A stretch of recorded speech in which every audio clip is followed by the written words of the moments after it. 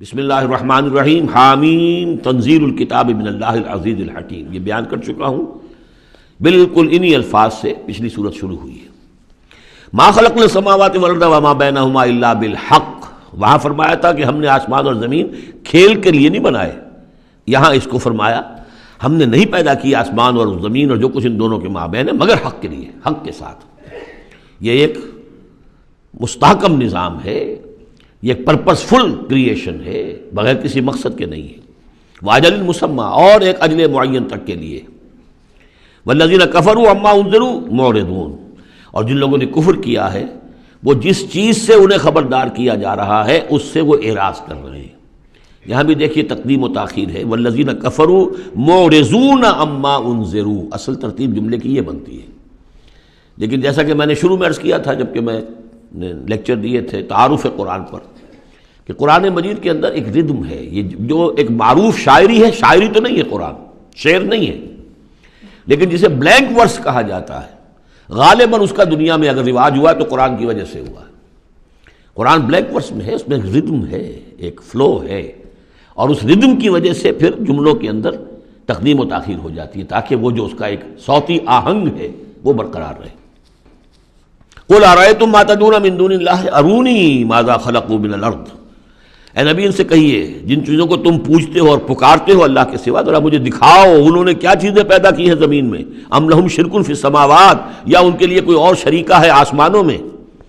ایتونی بے کتاب من قبل ھذا، تو لاؤ میرے پاس کوئی کتاب جو اس سے پہلے نازل ہوئی ہو. او اثارۃ من علم، اور یا پھر کوئی روایت چلی آ رہی ہو علم کی بنیاد پر، دلیل کی بنیاد پر، منطق کی بنیاد پر. ان کنتم صادقین، اگر تم سچے ہو. ومن اضل ممن يدعو من دون اللہ من لا يستجیب له الى یوم القیامہ، اور اس سے بڑھ کر ظالم کون ہوگا جو اللہ کے سوا پکار رہے ایسی چیزوں کو جو ان کی پکار سنتے ہی نہیں، قبول ہی نہیں کر سکتے قیامت کے دن تک. وَهُمْ عَنْ دُعَائِهِمْ غَافِلُونَ، وہ سنیں گے کیا، وہ تو ان کی دعا سے غافل ہے، انہیں پتہ ہی نہیں کہ وہ دعا مانگ رہے ہیں. فرض کیجئے کہ کوئی کسی بڑے ولی اللہ کو پکار رہا ہے کہ میری مدد کے لیے آ جائیے. وہ اللہ کا بندہ کہاں ہے، علیین میں، اعلیٰ علیین میں ہے، کہاں ہے، اسے پتہ بھی نہیں کہ کوئی بے وقوف مجھے پکار رہا ہے اللہ کے نام بجائے اللہ کو پکارنے کے، کوئی فرشتے کو پکار رہا ہو. وَإِذَا حُشِرَ النَّاسُ كَانُوا لَهُمْ أَعْدَاءً وَكَانُوا بِعِبَادَتِهِمْ كَافِرِينَ، اور وہ تو ان کی عبادت کا انکار کریں گے. وَإِذَا تُتْلَىٰ عَلَيْهِمْ آيَاتُنَا بَيِّنَاتٍ، اور جب انہیں سنائی جاتی ہیں پڑھ کر ہماری آیات بینات، قَالَ الَّذِينَ كَفَرُوا لِلْحَقِّ لَمَّا جَاءَهُمْ، تو یہ کافر کہتے ہیں اس حق کے بارے میں جو ان کے پاس آیا ہے، ھذا سحر مبین، یہ تو کھلا جادو ہے. ام یقولون افتراہ، سے گھڑ لیا ہے، یعنی محمد صلی اللہ علیہ وسلم نے یہ قرآن خود تصنیف کیا ہے. قل ان افتریتہ فلا تملکون لی من اللہ شیئا، اے نبی ان سے کہہ دیجئے کہ اگر میں نے یہ گھڑ کر اللہ کی طرف منسوب کیا ہوتا تو تم مجھے اللہ کے پکڑ سے کچھ بھی نہیں بچا سکتے. یہ مضمون آئے گا آخری پارے میں، لو تقول علینا بعض الاقاویل، بلکہ 29ویں پارے میں، لاخذناہ بالیمین ثم لقطعنا منہ الوتین، کہ اگر بالفرض خدا نہ خواستہ اگر محمد صلی اللہ علیہ وسلم کوئی چیز گھڑ کر ہماری طرف منسوب کر دیں تو ہم ان کا داہنا ہاتھ پکڑیں گے اور پھر ان کی رگے جان کو کاٹ دیں گے. ظاہر بات ہے کہ یہ صرف اس میں جو غصہ ہے وہ ان لوگوں پر ہے جو کہہ رہے تھے. هو عالم بما تفیضون فیہ، اللہ تعالیٰ خوب جانتا ہے جن چیزوں میں تم لگے ہوئے، جو کچھ تم کہہ رہے ہو، جو تمہارا ظاہری قول ہے اس کو بھی جانتا ہے، اور جو تمہارے دل میں چھپا ہوا اسے بھی جانتا ہے. کفا بہ شہیدا بینی و بینکم، اور وہ کافی ہے بطور گواہ میرے اور تمہارے مابین. وہ جانتا ہے کہ میں اس کا رسول ہوں، اس نے میرے پاس وحی بھیجی ہے. وہو الغفور الرحیم، اور وہ بخشنے والا ہے، رحم فرمانے والا. قل ما کنت بدعا من الرسل، اے نبی ان سے یہ بھی کہیے کہ میں کوئی نیا نویلا رسول تو نہیں ہوں، کوئی پہلا رسول ہوں تو نہیں ہوں میں کہ مجھ سے پہلے کوئی رسول آئے نہ ہوں. بہت سے رسول آئے ہیں، ہاں میں آخری رسول ضرور ہوں، لیکن میں کوئی نیا سا رسول تو نہیں ہوں کہ کوئی ایک نئی بات ہو. بالکل بدعت، اسی سے وہ بدعت کا لفظ بنا ہے ہمارے ہاں. جو چیز دین میں نہیں ہے اور لا کر اس کو آغاز کر دیا جائے تو در حقیقت وہ بدعت ہے. تو ما کنت بدعا من الرسول، جیسے کہ ہم سورہ آل عمران میں پڑھ آئے ہیں، وما محمد الا رسول قد خلت من قبلہ الرسل.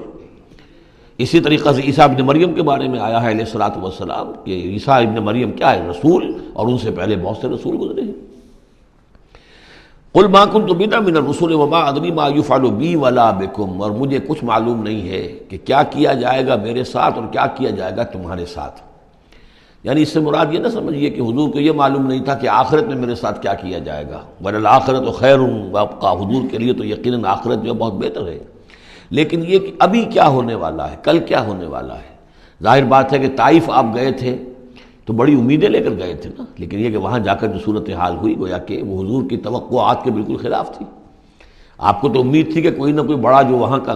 سرداروں میں سے کوئی نہ کوئی اگر مان لے گا میری بات کو تو میں پھر اپنا، چونکہ مکے میں تو اب ابو طالب کا انتقال ہو گیا اور وہی دنیاوی اعتبار سے میرے لیے پروٹیکشن کا ذریعہ تھے، لہذا اب کوئی اگر بڑا رئیس اور بڑا کوئی سردار جو ہے طائف کا وہ ایمان لے آئے تو میں اپنا یہ مرکز وہاں شفٹ کر دوں،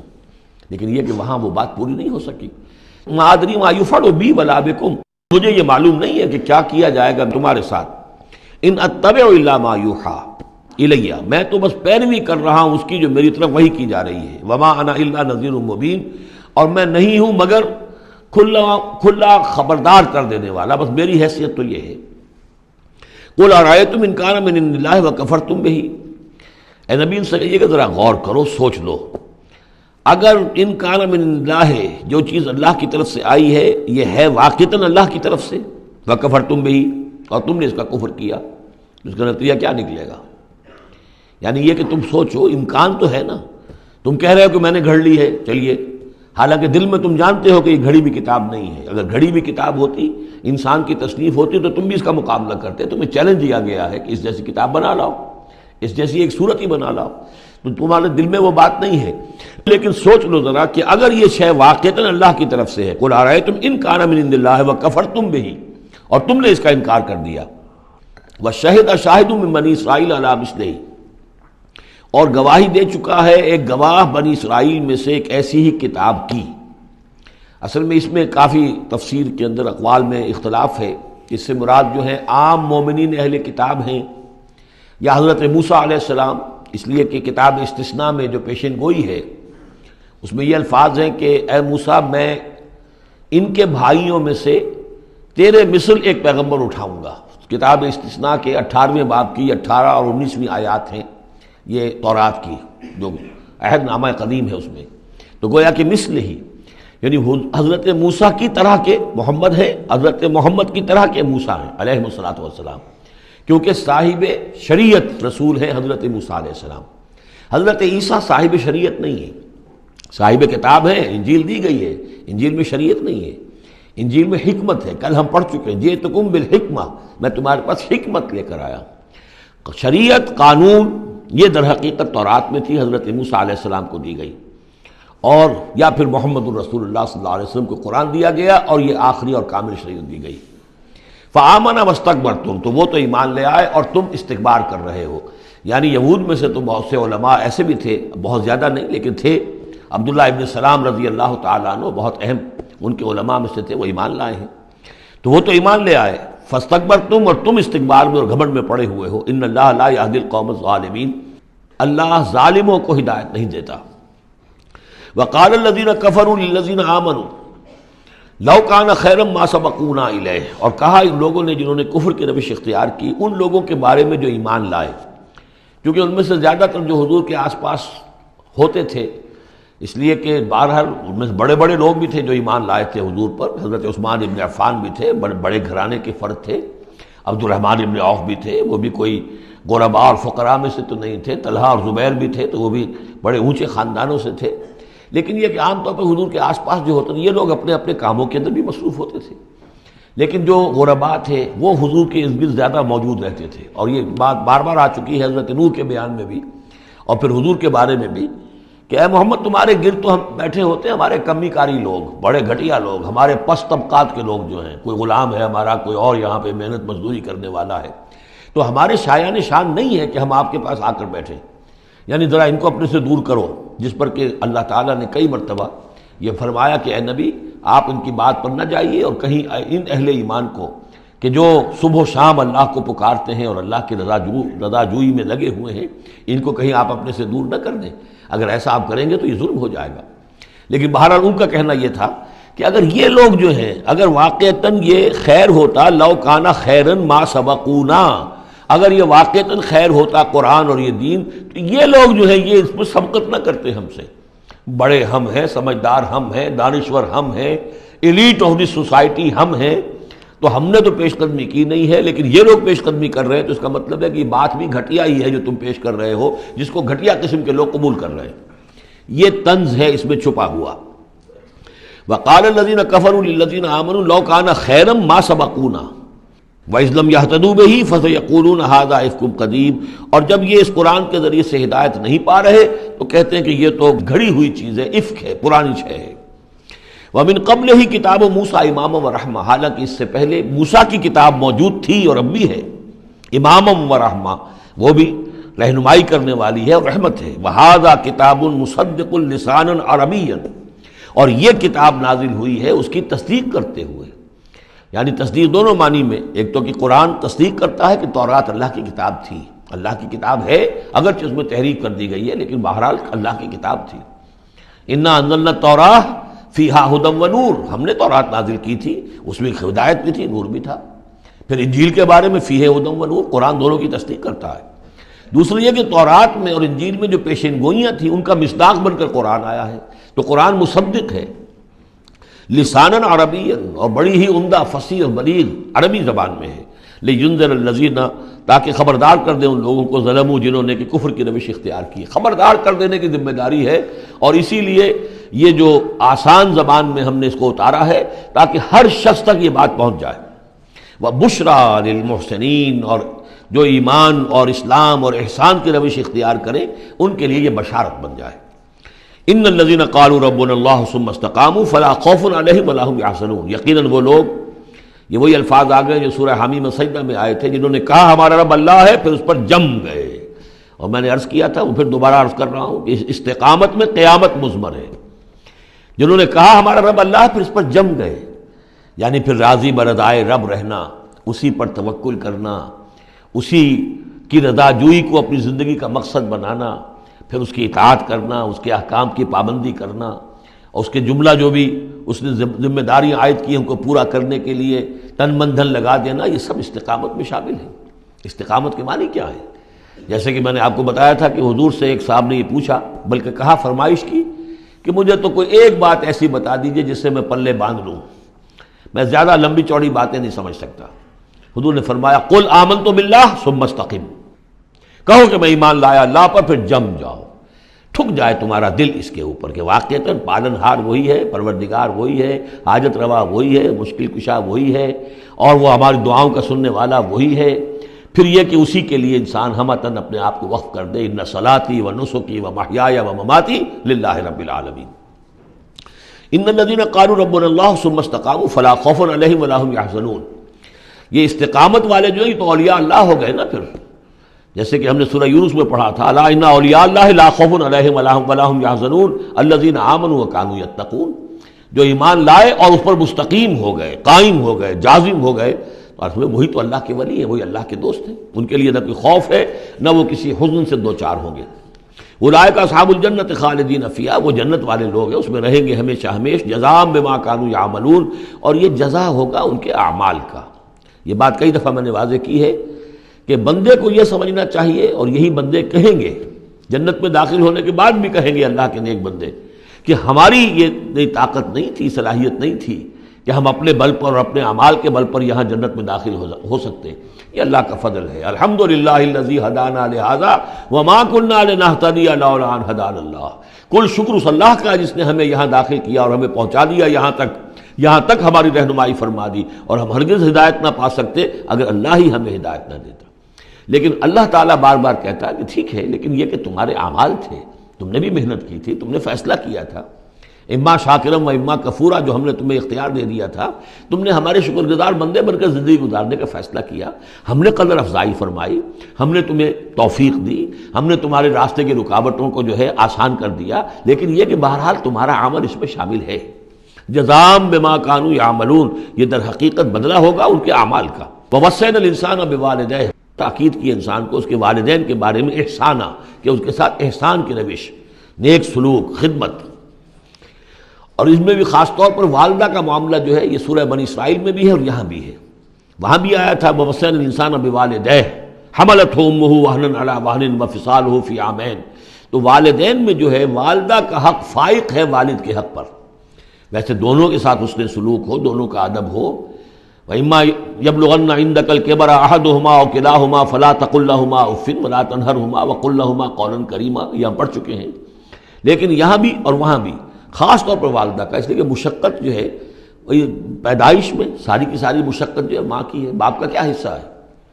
وہ تو ایک کوئی اس کی لذت کا لمحہ ہوتا ہے، وہ اس کے اندر اس نے وہ بوند ٹپکائی اور فارغ۔ اب وہ ساری مصیبت کون جھیل رہی ہے؟ وہ عورت جھیل رہی ہے، ماں جھیل رہی ہے۔ سارا پریگننسی کا دور جو ہے اس میں ابتدائی دور جو ہے اس میں اسے جی بتلا رہا ہے، الٹیاں آ رہی ہیں، چیزوں سے نفرت ہو رہی ہے، پھر جب بوجھل ہو گئی ہے، جسم بوجھل ہو گیا ہے، بوجھ اٹھائے ہوئے ہے،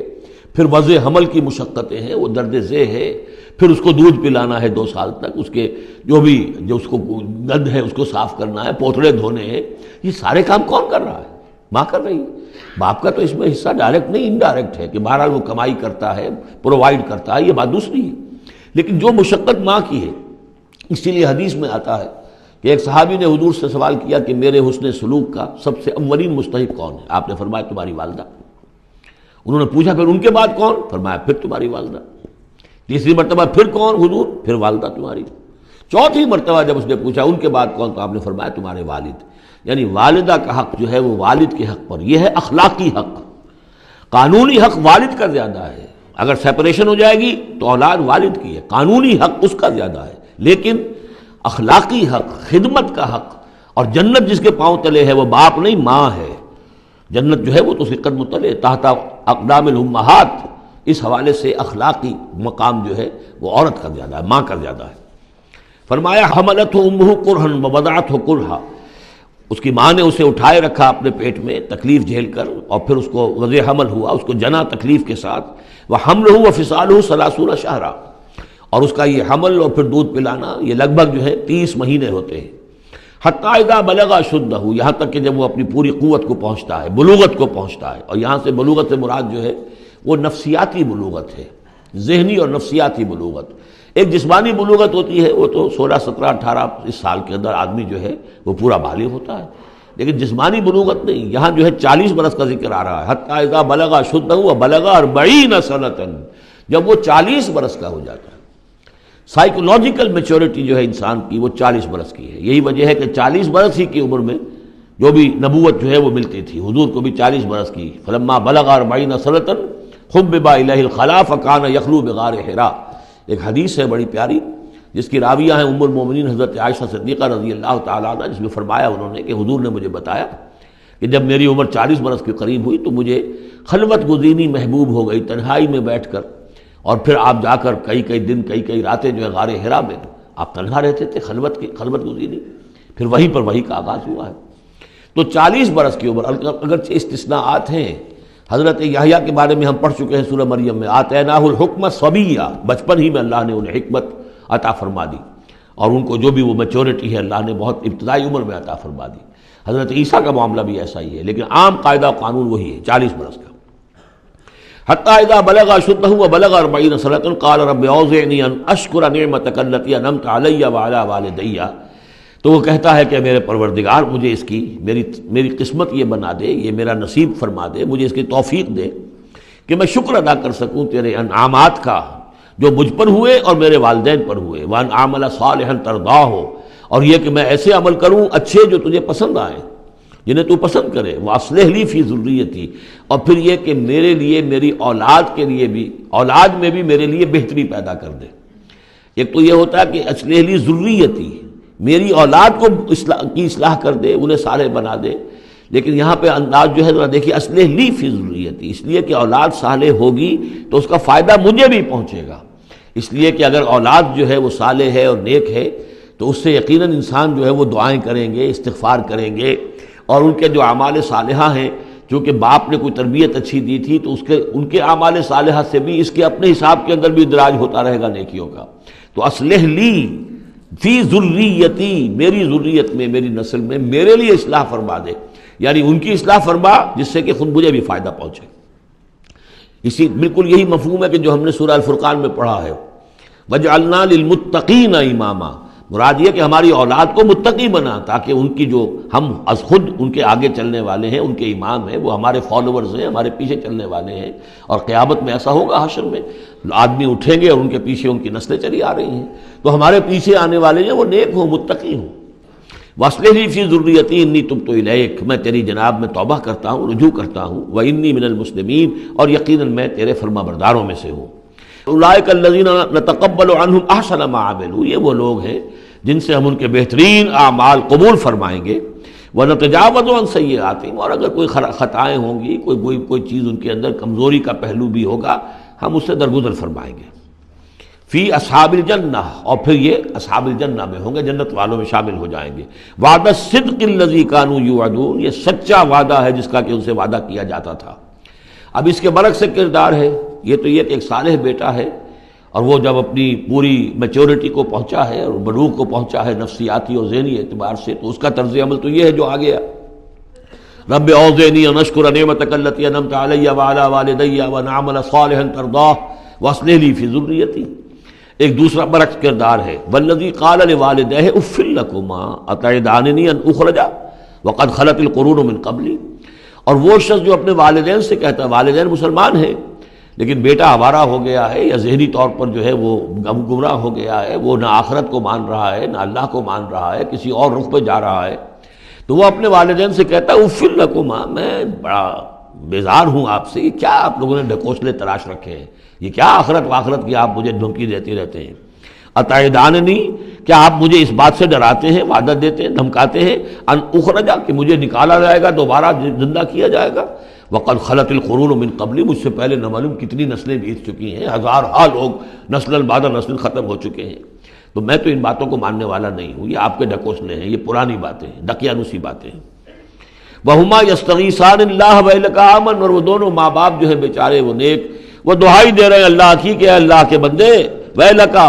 تباہی ہو تیری، برخرابی ہو تیری، آمن، ایمان لا، مان ان باتوں کو، ان وعد اللہ حق، یقیناً اللہ کا وعدہ سچا ہے۔ فَيَقُولُ مَا هَذَا إِلَّا أَسَاطِيرُ الْأَوَّلِينَ، وہ کہتا ہے نہیں، میں نہیں مانتا، نہیں یہ تو نقلیں ہیں، پرانی کہانیاں ہیں جو پچھلوں سے نقل ہوتی چلی آ رہی ہیں۔ اولئک الذین حق علیہم القول، یہ وہ لوگ ہیں کہ جن پر اللہ کی بات سچی ہو گئی، یعنی مستحق ہو گئے اللہ کے کلمہ عذاب کے، فی امم قد خلت من قبلہم، اور انہی قوموں کے اندر وہ بھی پھر شامل کر دیے جائیں گے جو ان سے پہلے گزر چکی ہیں، من الجن والانس، جنات میں سے بھی اور انسانوں میں سے بھی، انہم کانوا خاسرین، یقیناً وہی لوگ ہیں خسارے والے، برباد ہونے والے۔ وَلِكُلٍّ دَرَجَاتٌ مِّمَّا عَمِلُوا، اور سب کے لیے درجے اور مقامات معین ہوں گے ان کے اعمال کے اعتبار سے۔ وَلِيُوَفِّيَهُمْ، اور تاکہ اللہ تعالیٰ پورا ان کے اعمال، وَلِيُوَفِّيَهُمْ أَعْمَالَهُمْ وَهُمْ لَا يُظْلَمُونَ، پورا ان کو دے دے گا ان کے اعمال کا بدلہ، اور ان پر کوئی ظلم نہیں ہوگا، کوئی حق تلفی نہیں ہوگی۔ وَيَوْمَ يُعْرَضُ الَّذِينَ كَفَرُوا عَلَى النَّارِ، اور جس دن کہ یہ کافر پیش کیے جائیں گے آگ پر، اور اس وقت ان سے کہا جائے گا اذهبتم طیباتکم فی حیاتکم الدنیا واستمتعتم بها، دیکھو بھائی تم نے اپنے جو مزے لینے تھے، لوٹنے تھے، عیش کرنے تھے، وہ تم دنیا کی زندگی میں کر چکے ہو، تم نے وہاں حرام خوریاں کی، حلال اور حرام کی تمیز کو ختم کیا، تم نے وہاں عیش کیے۔ اذهبتم طیباتکم، اپنی مزے کی چیزیں جو ہے وہ تم لے جا چکے، فی حیاتکم الدنیا، تم اپنی دنیا کی زندگی میں، واستمتعتم بها، اور اس سے تم نے بہت فائدہ اٹھا لیا۔ فَالْيَوْمَ تُجْزَوْنَ عَذَابَ الْهُونِ بِمَا كُنتُمْ تَسْتَكْبِرُونَ فِي الْأَرْضِ بِغَيْرِ الْحَقِّ، تو آج اب تمہیں بہت ہی اہانت آمیز عذاب دیا جائے گا، ذلت کا عذاب، بسبب اس تکبر کے جو تم کرتے رہے ہوئے زمین میں ناحق، وَبِمَا كُنتُمْ تَفْسُقُونَ، اور جو تم نے وہاں پر نافرمانیاں کی ہیں اور ہمارے احکام کو توڑا ہے۔ وَاذْكُرْ أَخَا عَادٍ، اور ذرا تذکرہ کیجئے اخا عاد قوم عاد کے بھائی کا، یعنی حضرت ہود علیہ الصلوۃ والسلام، اذ انذر قومہ بالاحقاف، جب کہ انہوں نے اپنی قوم کو خبردار کیا احقاف میں، یہ احقاف کا علاقہ تھا، بالکل جنوبی ساحل جو ہے عرب کا، جزیرہ نما عرب کا، اس کے ساتھ، اور اب وہاں پر بہت ہی سخت قسم کا، وہ بدترین قسم کا صحرا ہے احقاف۔ وقد خلت النذر من بین یدیہ ومن خلفہ، ان سے پہلے بھی، ان کے سامنے بھی اور بہت سے خبردار کرنے والے آئے تھے۔ یہ میں نے عرض کیا تھا کہ انبیاء متعدد آ کر پھر آخری کوئی رسول آتا تھا کہ جو پھر آخری اتمام حجت کرتا تھا۔ اللہ تعبدوا الا اللہ، انہوں نے یہی دعوت دی تھی کہ مت پوجو کسی کو سوائے اللہ کے، انی اخاف علیکم عذاب یوم عظیم، مجھے اندیشہ ہے تمہارے اوپر، تمہارے بارے میں کہ ایک بڑے دن کا عذاب تم پر آئے گا۔ قالوا اجئتنا لتافکنا عن آلہتنا، انہوں نے کہا کہ کیا تم اس لیے آئے ہو اے ہود کہ تم ہمیں اپنے ان معبودوں سے برگشتہ کر دو؟ فاتنا بما تعدنا ان کنت من الصادقین، تو اگر تم سچے ہو تو جس عذاب کی دھمکی ہمیں دے رہے وہ لے آؤ۔ قال انما العلم عند اللہ، انہوں نے کہا کہ اس کا علم تو اللہ کے پاس ہے، کل علم اللہ کے پاس ہے، وہ عذاب آئے گا، کب آئے گا، کس صورت میں آئے گا میں نہیں جانتا،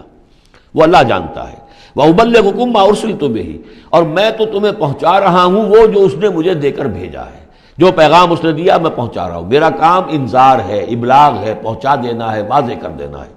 وَلَٰكِنِّي أَرَاكُمْ قَوْمًا تَجْهَلُونَ، لیکن میں دیکھ رہا ہوں کہ تم نے بہت جہالت کی روش اختیار کر لی ہے، بجائے اس کے کہ میری بات پر غور کرو، دیکھو، سوچو، دل میں اترے تو اسے قبول کرو، تم نے تو گویا کہ ادھار کھائے بیٹھے ہو اس کی نفی پر اور اس کو نہ ماننے پر، تو تم جہالت پر اتر آئے ہو۔ فلما رأوه عارضا مستقبل اودیتہم، تو عذاب الہی جب آیا، اس کے آثار جب آئے تو وہ ایک ایسی صورت میں تھے کہ جو ہے کہ بادل آ رہے ہیں، تو جب دیکھا انہوں نے اس کو یعنی عذاب کو، رأوه یہ وہ عذاب کے لیے ضمیر ہے، عارضا کہ اس کو ہم نے ایک ابر کی صورت میں بھیجا، مستقبل اودیتہم جو ان کی وادیوں کی طرف چلا آ رہا تھا، سامنے آ رہا تھا۔ قالوا هذا عارض ممطرنا، یہ تو بادل آ گئے، ابر ہے، اب بارش ہوگی، جل تھل ہو جائیں گے، مطر آ رہی ہے۔ بل هو ما استعجلتم به، نہیں یہ تو وہ شے جس کی تم نے جلدی مچائی تھی کہ لے آؤ عذاب اگر لا سکتے ہو۔ ریح فیہا عذاب علیم، وہ ایک جھکڑ تھا جس کے بارے میں آئے گا سورۃ الحاقہ میں کہ سخر علیہم 7 لیال و 8 ایام، 7 رات اور 8 دن مسلسل وہ جھکڑ چلا ہے۔ ریح فیہا عذاب علیم، وہ جھکڑ ہے جس میں بہت بڑا عذاب ہے۔ تدمر کل شیء بامر ربھا، وہ ہر شے کو اپنے رب کے حکم سے اٹھا کر پٹکتی تھی، وہ ہوا جو ہے اٹھاتی تھی اور پٹکتی تھی۔ تدمر، جیسے کسی درخت کی جڑ سے اکھاڑا جائے پھر پھینک دیا جائے، اور وہ چونکہ تھے بھی بڑے طویل القامت لوگ تو بڑے بڑے ستونوں کی طرح پھر پڑے تھے، کاجاد النخل خاویہ، جیسے کہ وہ کھجوروں کے تنے پڑے ہوئے ہوں زمین کے اوپر۔ تدبر کل شیء بامر ربھا فاصبحوا لا یری الا مساکنہم، پھر وہ ایسے ہو گئے کہ اب کچھ نظر نہیں آ رہا تھا سوائے ان کے مسکنوں کے، ان کے گھر نظر آ رہے ہیں، ان کی حویلیاں، ان کی بلڈنگیں، لیکن وہاں اس میں بسنے والا اب کوئی نظر نہیں آ رہا۔ کذالک نجزی القوم المجرمین، اسی طرح ہم بدلہ دیا کرتے ہیں مجرموں کی قوم کو۔ وَلَقَدْ مَكَّنَّاهُمْ فِي مَا إِن مَّكَّنَّاكُمْ فِيهِ، اب یہاں قریش سے، مکے والوں سے خطاب ہو رہا ہے، ان کو ہم نے جو تمکن عطا کیا تھا زمین میں، جو مال و اسباب دیا تھا، جو طاقت دی تھی، فیما ان مکناکم فیہ، اس میں اتنا تمکن تمہیں ہم نے نہیں دیا، اتنی طاقت تمہارے پاس نہیں ہے۔ ان کی تہذیب، جیسا کہ میں عرض کر چکا ہوں، وہ شداد کا جو شہر تھا،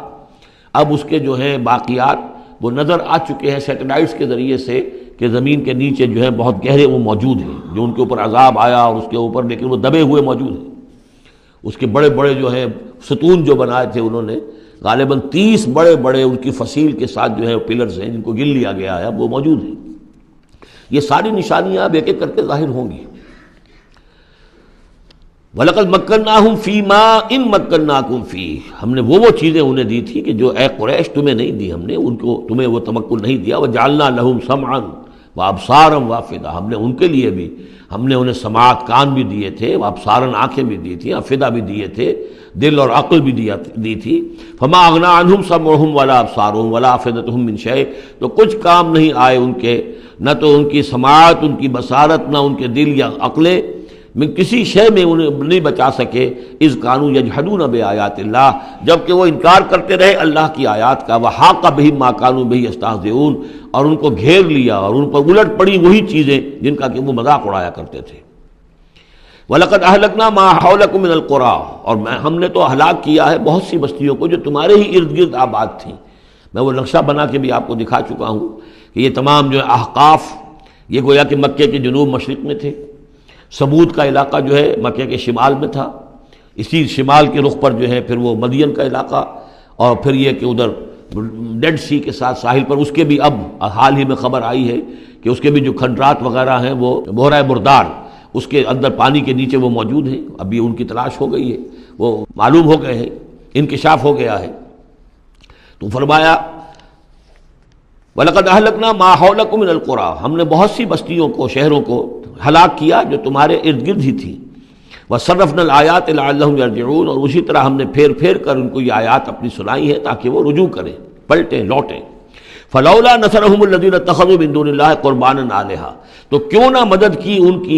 ان ہستیوں نے جنہیں انہوں نے اللہ کے سوا سمجھا تھا کہ یہ معبود ہیں جو اللہ کی طرف اللہ سے ہمیں قریب کر دیں گے، ہمیں تقرب الی اللہ کا ہمارا ضرورت، ہمیں جو ہے وہ درجے حاصل کر دیں گے، اس کا ذریعہ بن جائیں گے. بل ضلوا عنہم،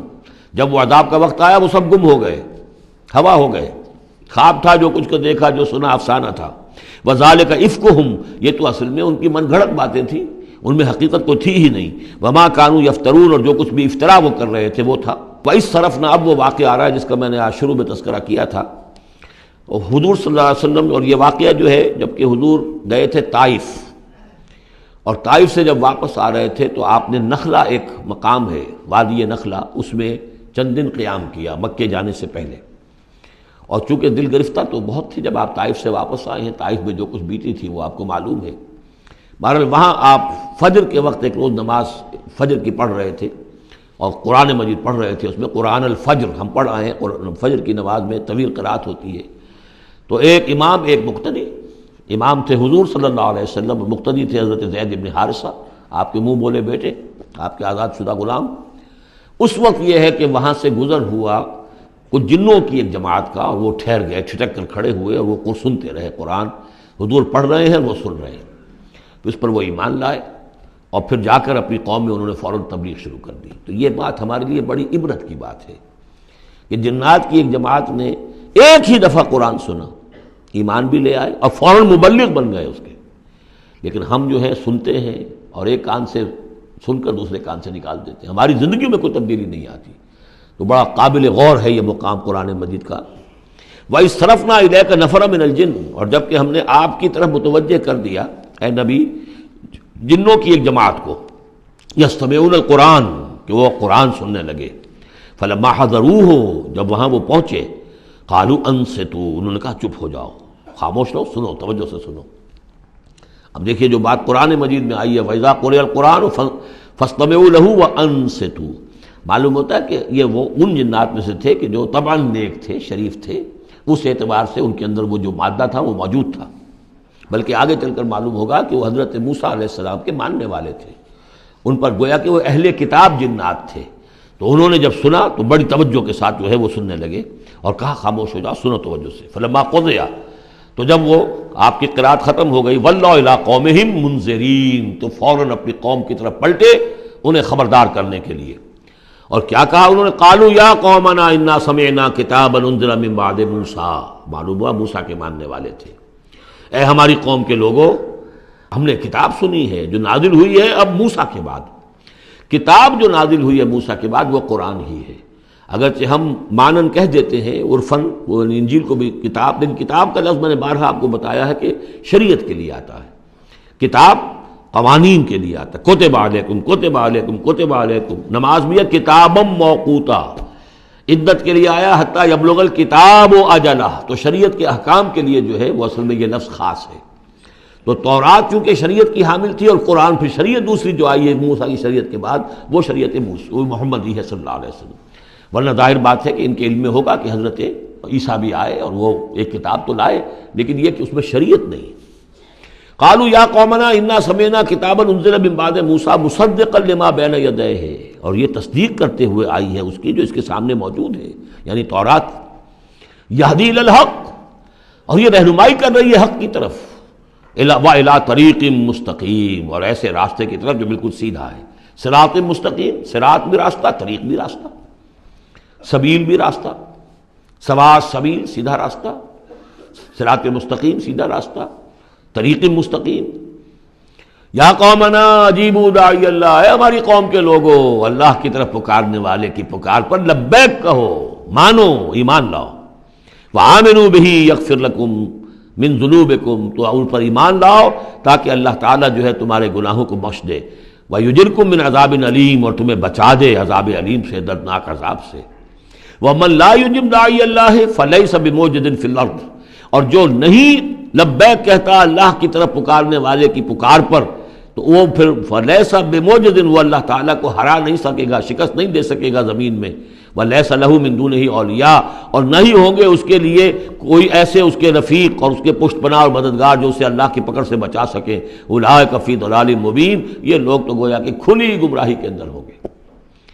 اب یہ بات جو ہے جیسا کہ میں نے اس کے قابل غور ہے ہمارے لیے۔ اب ظاہر بات ہے کہ داعی جب تک نبوت کا سلسلہ جاری تھا وہ اللہ کے نبی ہوتے تھے، اب حضور کے بعد اب داعی جو ہوں گے وہ امت میں سے ہوں گے، کوئی اٹھے گا اللہ کا بندہ، پھر دین کی دعوت دے گا، پھر قرآن کی طرف بلائے گا، پھر لوگوں سے کہے گا کہ آؤ چلو اس راستے پر چلو، اللہ کے دین کا راستہ یہ ہے، اقامت دین کی جد و جہد میں لگو، اس کے لیے اپنے تن بندھن لگاؤ، ان صلاتی و نسکی و محیای و مماتی للہ رب العالمین۔ اب نبی تو کوئی نہیں آئے گا سوائے ان کے جو دجال ہیں، جھوٹے نبی ہیں جنہوں نے دعوے کیے ہیں، وہ تو چھوڑ دیجیے ان کو، لیکن نبی نہیں آنے والا، نبوت کا دروازہ بند ہو چکا، لیکن دعوت اللہ کا دروازہ بند نہیں ہوا ہے، اس کا سلسلہ بند نہیں ہوا، بلکہ اب تو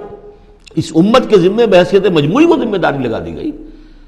وَكَذَلِكَ جَعَلْنَاكُمْ أُمَّةً وَسَطًا لِتَكُونُوا شُهَدَاءَ عَلَى النَّاسِ وَيَكُونَ الرَّسُولُ عَلَيْكُمْ شَهِيدًا، تمہارے ذمے ہے۔ كُنتُمْ خَيْرَ أُمَّةٍ أُخْرِجَتْ لِلنَّاسِ تَأْمُرُونَ بِالْمَعْرُوفِ وَتَنْهَوْنَ عَنِ الْمُنكَرِ وَتُؤْمِنُونَ بِاللَّهِ اولم يروا ان اللہ الذي خلق السماوات والارض ولم يعي بخلقهن، کیا انہوں نے دیکھا نہیں، غور نہیں کیا، وہ اللہ جس نے آسمانوں اور زمین کی تخلیق فرمائی اور وہ تھکا نہیں، ہارا نہیں اس سے، ان کی تخلیق سے، یعنی جیسے کہ سورہ قاف میں ہم پڑھیں گے افعینا بالخلق الاول، کیا ہم عاجز آ گئے ایک دفعہ بنانے کے بعد، ہماری ساری جو بھی کریٹو ایکٹیویٹی تھی اور کریٹو پوٹینشیل ہمارا ختم ہو گیا، ایگزاسٹ ہو گیا، ہم دوبارہ نہیں بنا سکتے تمہیں۔ تو لم یا بخلقہن، وہ عاجز نہیں آ گیا ان کی تخلیق سے، اب اس کی جو خلاقی کی قوت ہے وہ ختم نہیں ہو گئی ہے۔ بقادر علی ان یحیی الموتیٰ، تو کیا وہ قادر نہیں ہوگا اس پر کہ مردوں کو زندہ کر دے؟ بلا، کیوں نہیں، انہ علی کل شیء قدیر، یقیناً وہ ہر چیز پر قادر ہے۔ ویوم یعرض الذین کفروا علی النار، اور جس روز کے پیش کیے جائیں گے یہ کافر آگ پر،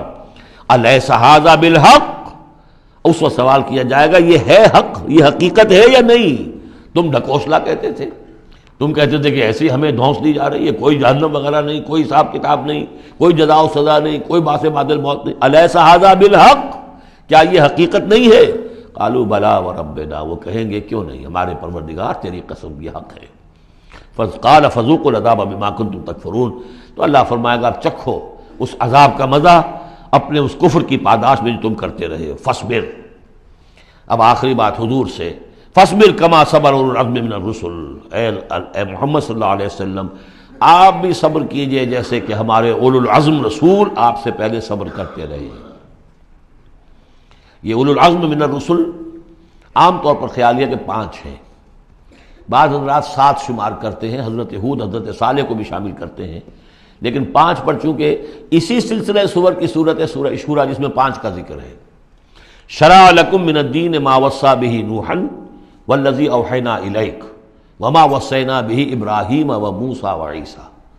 حضرت نوح، حضرت ابراہیم، حضرت موسیٰ، حضرت عیسیٰ اور حضرت محمد صلی اللہ علیہ وسلم علیہ الصلاۃ والسلام، یہ اولو العزم من الرسل ہیں۔ اور اس میں جو یوں سمجھیے کہ عزم اور صبر کا معاملہ جو ہے اس میں حضرت ایک اعتبار سے حضرت نوح سب سے آگے ہے، 950 برس تک جو ہے انہیں صبر کرنا پڑا، فلبث فیہم 1000 سنۃ الا 50 عاما۔ اور ایک ذاتی تکلیف اس میں حضرت ایوب علیہ الصلاۃ والسلام، ان کو جو کوفت ذاتی تکلیف، بیماری، نہایت ہی تکلیف دہ بیماری، تو اس میں ان کا صبر ایوب اس اعتبار سے مشہور ہے۔ فاصبر کما صبر اولو العزم من الرسل، صبر کیجئے جیسے کہ ہمارے اولو العزم پیغمبر صبر کرتے رہے، ولا تستعجل لهم، اور ان کے لیے جلدی نہ کیجئے۔ کیا مطلب؟ یہ خیال جو کبھی شاید حضور کے دل میں بھی آ جاتا ہو، لیکن یہ کہ دوسرے مسلمانوں کے دلوں میں آنا تو بالکل قرین قیاس ہے کہ اللہ تعالیٰ ان کو پکڑتا کیوں نہیں؟ یہ کس طریقے سے بلال کو کیسے مار رہا ہے یہ امیہ ابن خلف، اللہ تعالیٰ اس کا ہاتھ چھل کیوں نہیں کر دیتا؟ وہ تو علی کل شیء قدیر ہے، اور اس قوم کو کب تک یہ مہلت دی جائے گی؟ کیوں نہیں ان پر عذاب آ جاتا جیسے کہ عذاب آیا تھا پچھلی قوموں کے اوپر؟ فرمایا نہیں، ولا تستعجل، پچھلی صورت بھی اسی پر ختم ہوئی تھی کہ اے نبی اہل ایمان سے یہ کہیے کہ ذرا ان کو ابھی معاف کریں، ابھی ان کو کچھ عرصے کے لیے، چونکہ جو ہمارا ابھی فیصلہ جو ہے وہ یہ ہے کہ ابھی وہ وقت عذاب کا نہیں آیا ہے، تو ابھی یہ ذرا درگزر کرتے رہیں۔ وہی بات یہاں خاص طور پر واحد کے صیغے میں خطاب کر کے حضور سے کہی جا رہی ہے، فاصبر کما صبر اولو العزم من الرسل ولا تستعجل لهم، تستعجل لہم، ان کے لیے جلدی نہ کیجیے، کانہم یوم یرون ما یوعدون، جس دن کے یہ دیکھیں گے اس عذاب کو، جب عذاب آئے گا تو ایسے محسوس کریں گے لم یلبسوا الا ساعۃ من نہار، کہ نہیں رہے تھے مگر دن کی کسی ایک حصے میں، ایک گھڑی دن کی صرف۔ بلاغ، یہ ہے پہنچا دینا، ھذا بلاغ، لیکن ھذا یہاں پر محذوف ہو گیا، ھذا بلاغ، بلاغ یہ پہنچا دینا ہے۔ فہل یہلک الا القوم الفاسقون، تو ہلاک تو وہی کیے جائیں گے، کون ہلاک کیا جائے گا سوائے ان کے کہ جو نافرمان لوگ تھے۔ یہاں یہ جو 8 سورتوں کا ایک سلسلہ چلا آ رہا تھا وہ بھی ختم ہوا، اور یہ کہ جو 5واں جو گروپ ہے مکی اور مدنی صورتوں کا، ان میں سے جو مکیات کا سلسلہ ہے وہ ختم ہو گیا، اور یہ 13 صورتیں ہیں، سورہ سبا، فاطر، پھر یاسین، پھر صافات، پھر صاد، اور پھر یہ 8 صورتیں، سورہ زمر، اور پھر مومن، اور پھر حامیم سجدہ، اور شورا، اور زخرف، اور دخان، اور جاسیہ، اور احقاف۔ یہ صورتیں ہیں کہ جہاں مکیات ہیں۔ اب اس کے ساتھ 3 مدنیات ہیں۔ یہ 3 جو مدنیات ہیں، ان میں سے 2 صورتیں تو بڑی ہم وزن ہیں اور جوڑے کی شکل میں ہیں، لیکن ایک صورت جو ہے اگرچہ بہت جامع صورت ہے قرآن حکیم کی وہ، لیکن اس کو ہم کہہ سکتے ہیں مضمون کے اعتبار سے کہ وہ سورہ فتح کا ایک ضمیمہ ہے۔ اگرچہ اسلامی ریاست کے اصول، اسلامی معاشرے کے لیے بنیادی ہدایات کے اعتبار سے قرآن حکیم کی اہم ترین، جامع ترین صورت ہے۔ 18 آیات میں اللہ تعالیٰ نے، یوں سمجھیے کہ سورہ نساء، سورہ مائدہ میں جو اصول دیے ہیں اسلامی معاشرے کے اور اسلامی ریاست کے، ان کا لب لباب اور خلاصہ 18 آیات میں ہے، سورہ حجرات۔